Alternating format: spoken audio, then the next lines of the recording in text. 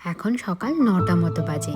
সূর্যি মামা কিন্তু উঠে পড়েছে আর চারিদিকটা বরফের চাদরে ঢেকে রয়েছে। ঘুম থেকে উঠে ফ্রেশ হয়ে নিয়েছি।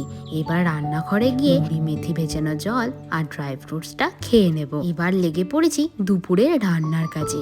আজকে রান্না করব শীতকালীন সবজি দিয়ে বিউলির ডাল। প্রেসার কুকারেই বিউলির ডালটা সেদ্ধ করে নিলাম। রান্না কিন্তু কমপ্লিট। চলো থালাটা সাজিয়ে নিই। বাসমতি চালের গরম গরম ভাত, কাঁচা পেঁয়াজ, কাঁচা তেল আর শুকনো লঙ্কা দিয়ে লাল লাল করে মাখা আলু সেদ্ধ, মোটা মোটা করে বেগুন ভাজা আর শিম লাউ দিয়ে বিউলির ডাল। দেখতে অতি সাধারণ হলেও খেতে কিন্তু অসাধারণ। চলো এবার শান্তিতে লাঞ্চটা সেরে নিই। লাঞ্চ শেষ করে এখন কিন্তু আমি চলে এলাম ব্যালকনিতে। আর দেখো প্রচুর পরিমাণে স্নোফল হচ্ছে। এখন রাত ৮টা মতো বাজে। রাতের জন্য বানিয়ে নিচ্ছি ত্রিকোণা পরোটা আর আলু ভাজা। আজকের জন্য এতটুকুই, টাটা।